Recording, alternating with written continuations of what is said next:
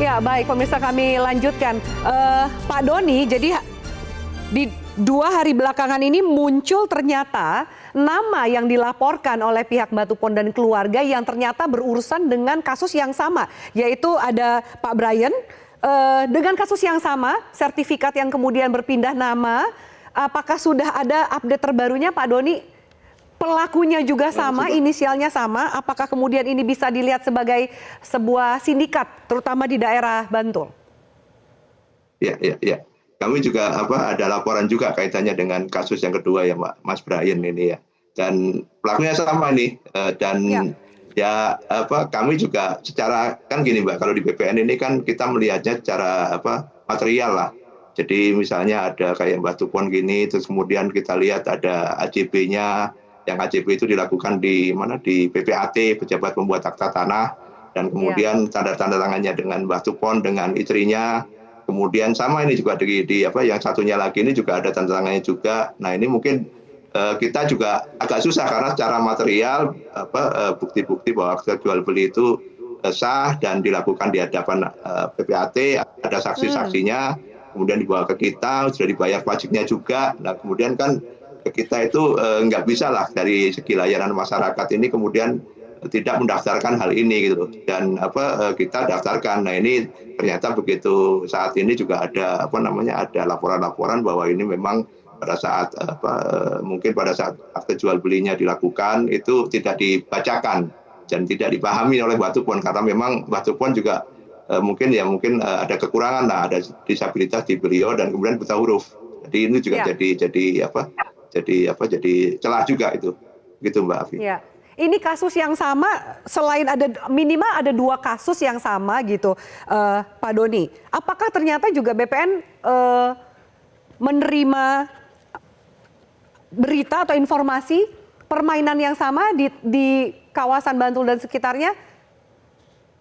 Kami juga sekarang memanggil untuk PPAT-nya, Mbak. Jadi kita juga ada Dewan Pengawas dan Pembina PPAT.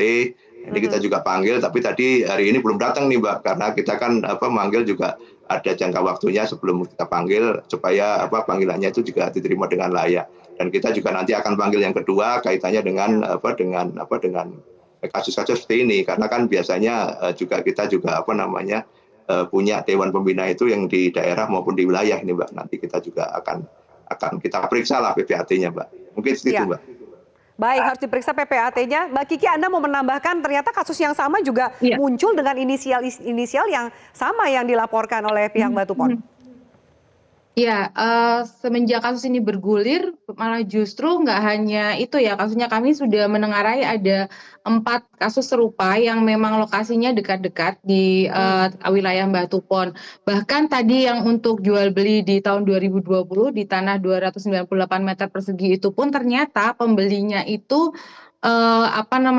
belum menerima sertifikat, padahal kalau menurut versi pembelinya sudah membayar lunas gitu kepada Pak BR ini, tapi sertifikat belum diterima seperti itu. Jadi kemudian ada kasus satu lagi, seorang ibu, kasusnya hampir sama, pembelinya itu adalah suami dari pembelinya yang dari Mbah Tupon itu yang suami dari saudara IF ini, saudari IF ini gitu ternyata. Jadi dan ya betul MA, dan kemudian dari pelakunya juga yang di lapangan itu ada saudara TR1 juga terlibat di situ. Jadi memang ada irisan ya antara pelaku satu dan pelaku yang lain gitu. Lalu kemudian kalau misalnya tadi dikatakan bahwa secara administrasinya sudah benar, nah tapi kan kita harus lihat juga unsur kebenaran materialnya ya, bahwa proses-proses itu dilakukan juga dengan ada unsur penipuannya gitu. Seperti Mbak Tupon ketika kemudian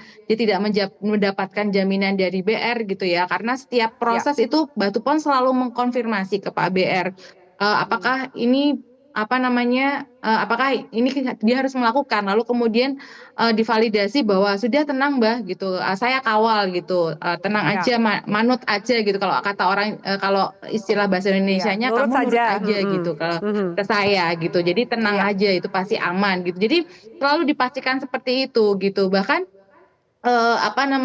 Mbak Tupon sendiri sebenarnya ya kalau cerita ke kuasa hukum kami, kebetulan ada tim, ada 11 orang di kami. Beliau menyesali mengapa kok saya tanda tangan, mengapa kok saya mau dengan bujukan itu gitu. Padahal apa namanya waktu itu dia memang sempat merasa ragu gitu kenapa dia menanyakan kepada Pak BR. Tapi kan dengan sungguh meyakinkan bahwa itu nggak masalah, ini untuk urusan yang kemarin, lalu kemudian urusan pecah sertifikat, ya itu dilakukan oleh Mbah Tupon. Baik. Kalau tidak ada hal-hal seperti itu, Mbah Tupon juga pasti apa namanya nggak akan melakukan hal itu ya, tanda tangan itu gitu. Apalagi kalau Baik. nanti dibacakan apa isinya kan begitu. Baik. Jelajahi cara baru mendapatkan informasi. Download Metro TV Extend sekarang.